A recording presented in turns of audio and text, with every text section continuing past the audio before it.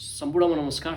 हालसालै सम्पन्न प्रतिनिधि सभा सदस्य निर्वाचनको परिणाम मैले सूचनाको हक प्रयोग गरेर निर्वाचन आयोग पोखराबाट विस्तृत जानकारी प्राप्त गरेको छु, जुन म यहाँहरूमा आज जानकारी गर्न गइरहेको छु। कास्की क्षेत्र नम्बर 1, 2, 3 मा समानुपातिकमा कति मत आयो भन्ने यहाँहरूलाई जिज्ञासा हुनुपर्छ। कास्की क्षेत्र नम्बर 1, 2, 3 मा समानुपातिकतर्फ 57वटा चुनाव चिन्हमा 57वटा राजनैतिक दलको नाम रहेको छ।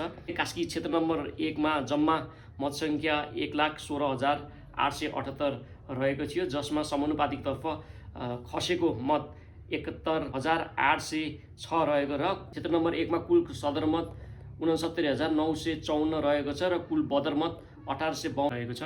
समानुपातिकतर्फ नै क्षेत्र नम्बर 2 मतदाता सङ्ख्या 84,134 मध्ये खसेको मत 53,395 रहेको छ र कुल सदरमत 52,187 रहेको छ र कुल बदरमत 1,208 कास्की क्षेत्र नम्बर 2 मा बदर रहेको छ। कास्की क्षेत्र नम्बर 3 मा जम्मा मतदाता सङ्ख्या 1,08,551 रहेको मध्ये खसेको मत 66,224, जसमध्ये कुल सदरमत कास्की क्षेत्र नम्बर 3 मा 64,586, बदरमत 1,638 रहेको जानकारी प्राप्त भएको छ। समानुपातिकतर्फ कास्की क्षेत्र नम्बर 1 मा राष्ट्रिय स्वतन्त्र पार्टीले 41,356 मत ल्याएको छ भने क्षेत्र नम्बर 2 मा रासपाबाटै 33,657 मत ल्याएको छ र क्षेत्र नम्बर 3 मा समानुपातिकतर्फ रासपाबाट 38,615 मत ल्याएर कुल समानुपातिक मत 1,13,628 रहेको छ र दोस्रोमा नेपाली काङ्ग्रेसले समानुपातिकतर्फ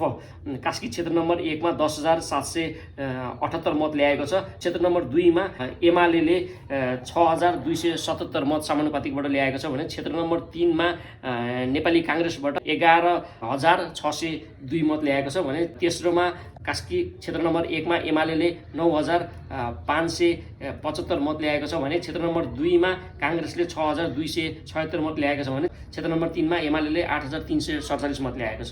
त्यसै गरी क्षेत्र नम्बर 1 मा चौथो हुने रापरपाले 1,918 मत ल्याएको छ भने क्षेत्र नम्बर 2 मा रापरपाले 2,397 मत ल्याएको छ भने क्षेत्र नम्बर 3 मा रापरपाले 2,151 मत ल्याएको छ र 5 नम्बरमा हल्का साम्पाङको नयाँ पार्टी श्रम संस्कृति पार्टीले 1,584 मत ल्याएको छ क्षेत्र नम्बर 1 मा भने क्षेत्र नम्बर 2 मा श्रम संस्कृति पार्टीले 1,066 मत ल्याएको छ भने क्षेत्र नम्बर 3 मा श्रम संस्कृति पार्टीले 914 मत ल्याएको छ। त्यसै गरी समानुपातिकमा पहिलो हुने राष्ट्रपाले 1,13,628 मत ल्याएको छ, दोस्रोमा समानुपातिकतर्फ काङ्ग्रेसले 28,656 मत ल्याएको छ र तेस्रोमा एमाले 24,199 मत ल्याएको छ भने चौथोमा रापरपाले 6,466 मत ल्याएको छ भने 5 नम्बरमा समानुपातिकतर्फ श्रम संस्कृति पार्टीले 3,564 मत ल्याएको छ। समानुपातिकतर्फ 57वटा चुनाव चिन्हमा 57वटा दलले उम्मेदवारी दिएका थिए, जसमध्ये एउटा लज्जास्पद मत पनि ल्याएका छन्। नेपालमा दल दर्ता गरेर पनि कम मत ल्याउने राजनीतिक दलहरू अत्याधिक रहेका छन् र तपाईहरूलाई कुन पार्टीको कति मत आयो जानकारी लिनु छ भने कृपया कमेन्ट गरिदिनु होला। धन्यवाद।